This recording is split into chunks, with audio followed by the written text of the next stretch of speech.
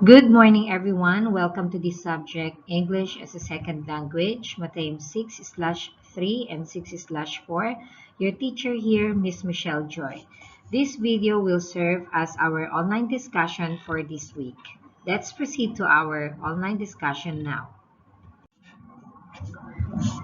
So class, before we proceed to our online learning discussion, I would like us to have a short recap or review of the last topic that we have discussed before I give you your PA1 for term 4, which was about sentence. So what is a sentence? So a sentence is the basic unit of written communication. A sentence must have three elements, and they are subject, predicate, and complete thought. To edit your writing effectively, you must have a basic understanding of what a sentence is and is not. We also discussed about the four types of sentences, and they are the following. The first one is statement. Statements are the sentences conveying some information. The second one is interrogative. Interrogative are the sentences used to ask questions. So if you want to know information. Number three is imperative.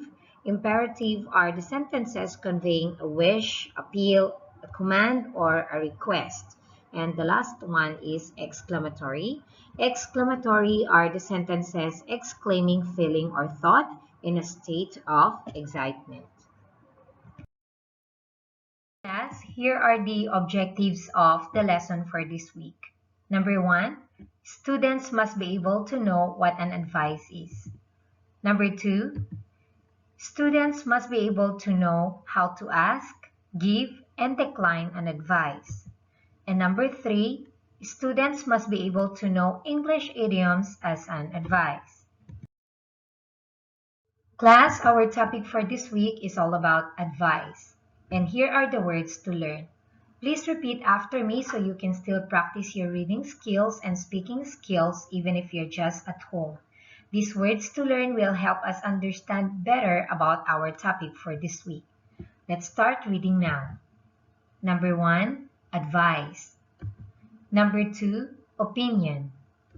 Number three, guide.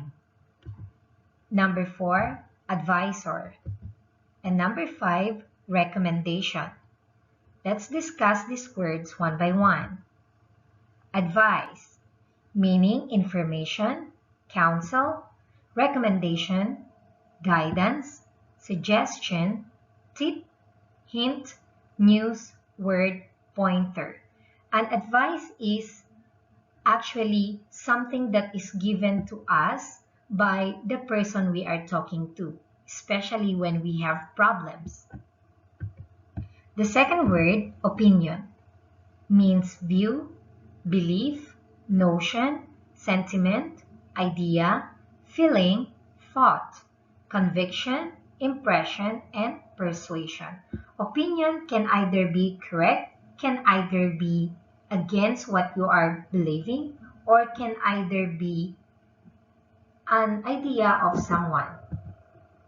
Guide means direct, lead, conduct, pilot, steer, usher, manage, escort, control, govern. So class, when you say guide, it is basically a thing that can help us lead the correct way. Number four, we have advisor. Means advisor, consultant, guide, counselor, mentor, counsel, teacher, instructor, doctor, and tutor. It is a person that gives us advice. And the last word, recommendation, means suggestion, testimonial, advice, proposal, counsel, commendation, endorsement, guidance, direction, and reference. Now let us read again these five words. Advice, opinion, guide, advisor, recommendation. There's no need even to have a college degree at all, or even high school. I mean, if somebody graduated from a great university, that may be an indication that they will be capable of great things, but it's not necessarily the case.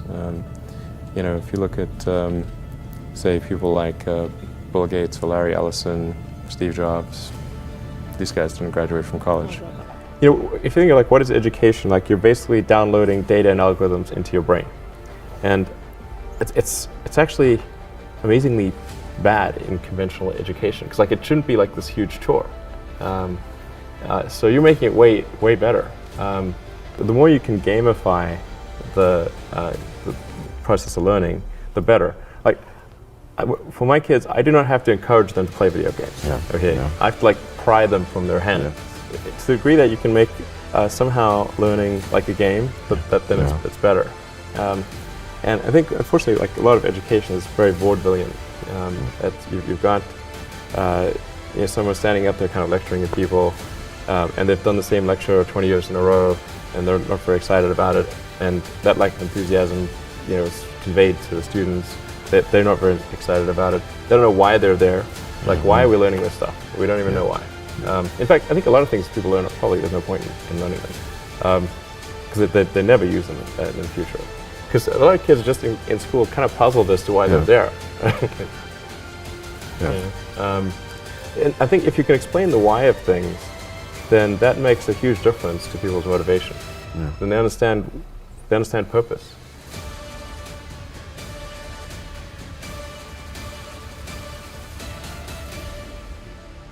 How did you get the expertise to be the chief technology officer of a rocket ship company?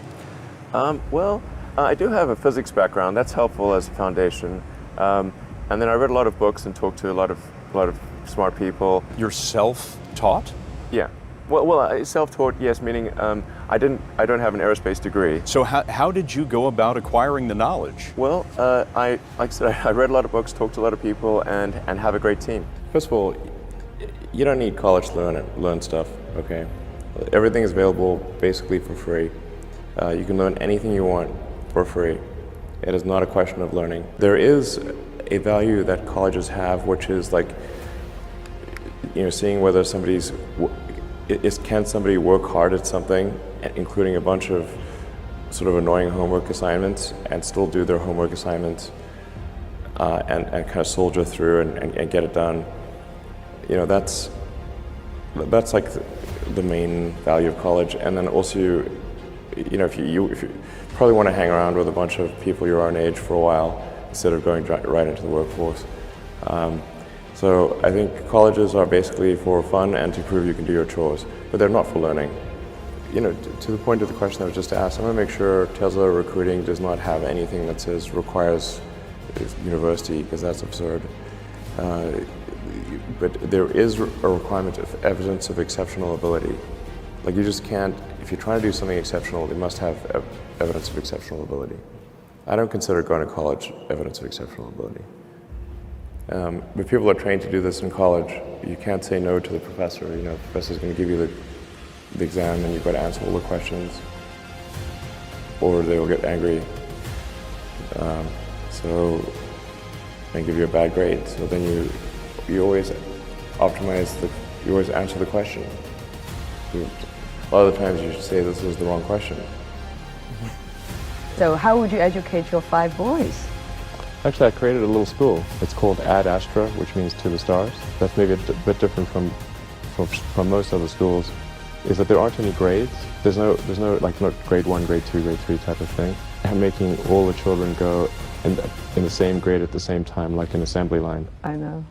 Because some people love English or languages, some people love math, some people love music, and they have different abilities at different times. It makes more sense to cater the education to match their aptitudes and abilities.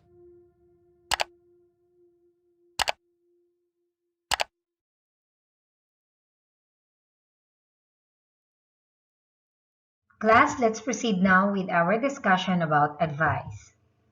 What is an advice?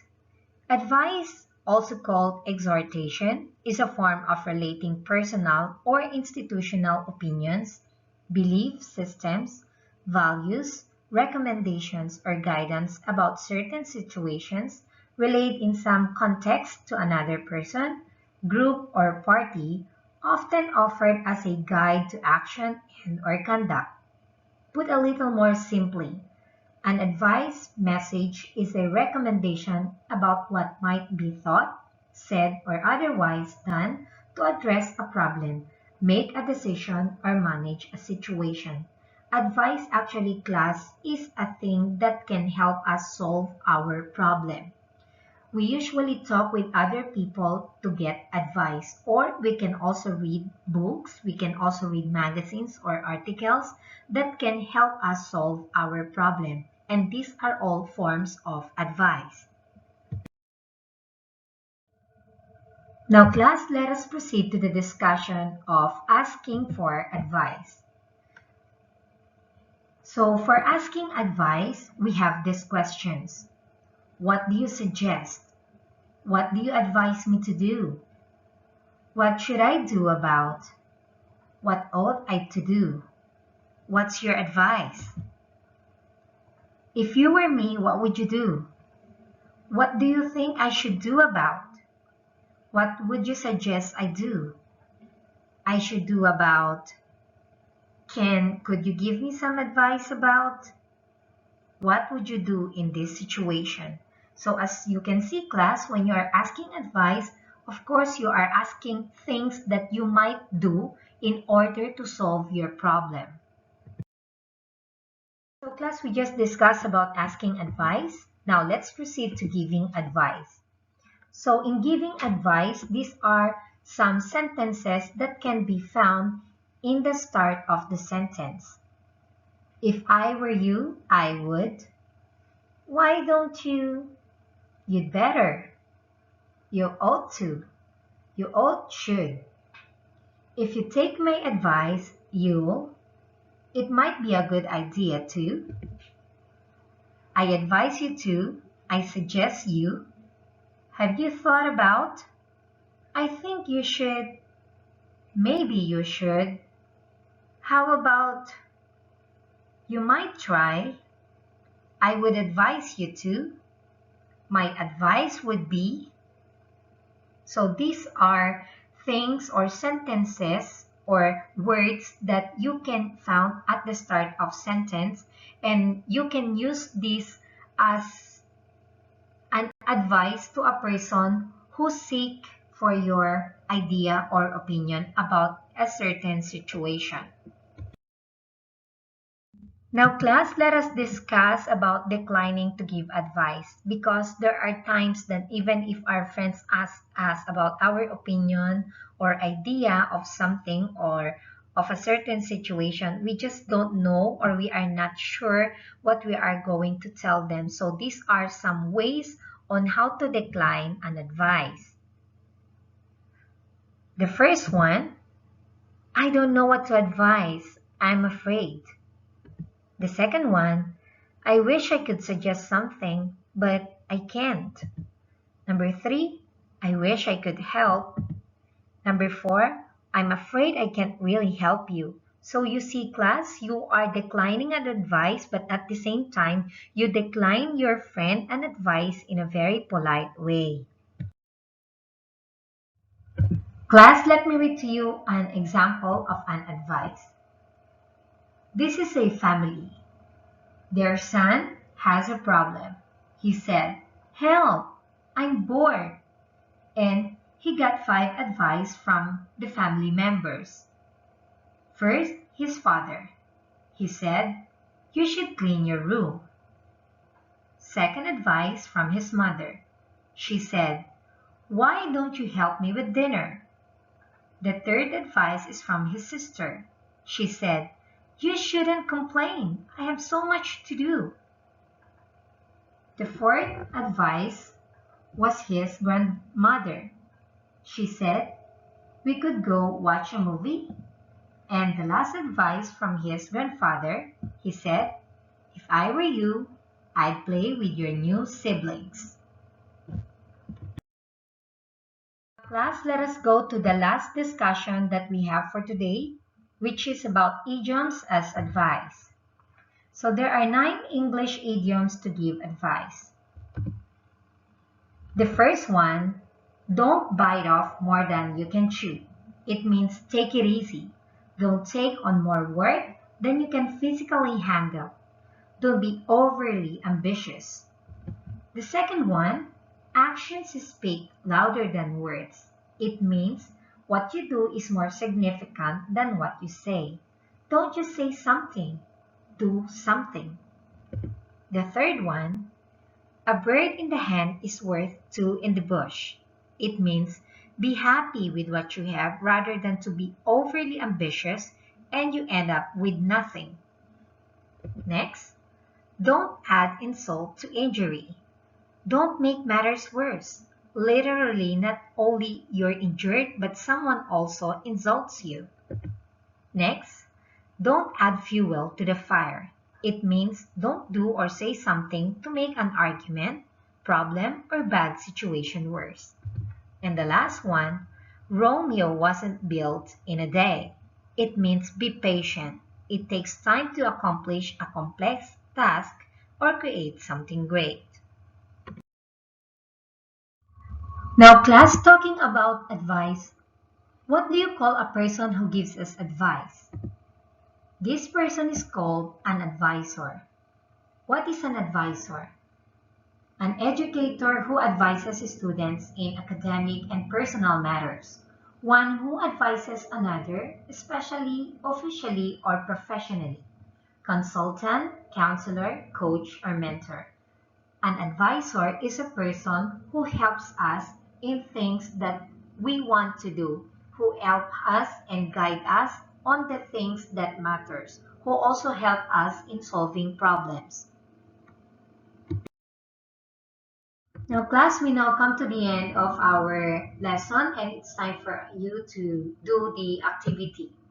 So giving advice. So you can find here 9 sentences, class, and you are going to match it with the sentences on the right side. But here, you are just going to write the letter of your answer on the underlined word. So let's try number 1. I want a pet, but mom says that dogs are too needy. So the answer is letter C, buy a goldfish. So after you write letter C, you just cross out letter C. Good luck, everyone! Now, class, we now come to the end of our discussion. It's time for us to say our goodbyes. I'll see you again next week. If you have any questions, suggestions, or comments, please leave a message in our Google Classroom account, or you can send me a line message, or you can call me in my personal line account. Goodbye, everyone. Stay safe, and till next week.